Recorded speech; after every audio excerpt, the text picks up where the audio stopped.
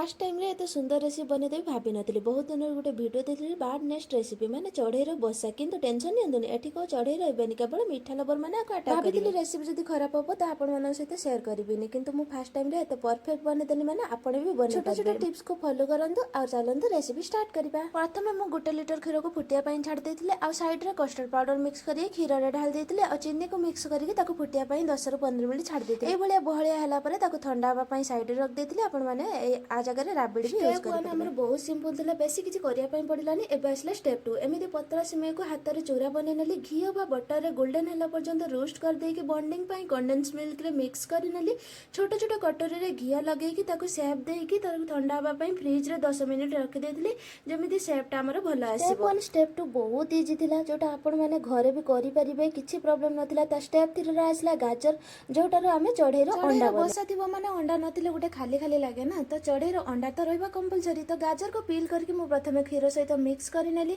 Grind भलो से गला परे तार पेस्ट को गुटे पैन रे देई गुटे कप क्षीर दे देली ताको भलो से फुटी गला परे गुटे चामच दे देली मु सुजी गुटे पैकेट अमूल पाउडर एटा ऑप्शनल अछि। तो आ पर देथिली मु चीनी जोटा देखिया पई भूली जाई छी। तो आपण माने टेस्ट अनुसार चीनी दे परिया आकु एते मिक्स करिबे जे जेमिति एटा डो भलिया हे जिवो आ ताको हाथ रे तेल लगे कि एमिति राउंड राउंड शेप करके फ्रिज रे आ 10 मिनिट ताको छाडी ता भीतर चढ़ी बसा सेट हैला कि नाही चेक करला बेले यार शेप देखि के अधिक खुशी हे गली कारण जो पिला दिन भात डाली भजा छडा किछि जानि नथिला ता पाखर कोन बा आशा करबा सिखिबा वीडियो बनेबा पुनी आपण मानन को शेयर करबा किंतु आपण मानन दया माया बिले किछि नाही आपण माने भल पाया तो दबा दूर कथा सपोर्ट भी टिए करूना मते तो आपण माने भल पाया दोनानी किंतु आपण माने भल पाया पांतु सेति पई मु ए रेसिपी देखो छी आपण माने एई भलिया रेसिपी जदी घरे बने के गेस्ट बनउ दउचंदी त आपण मानको 100% श्योर जे भल पाया मिलबो। मन रे थिबा राग अभिमान भीतर केतेबेले एटा रेडी हे गला मु निजे भी जानि पारली मते तो ए रेसिपी ना माने चढ़ेई रो बसाटा खाइला परे एते भल लागिला जे मो मुहरु देखि कि जानि पारुथबे आ मु निजे को शाबाश देके रहि पारलिनी।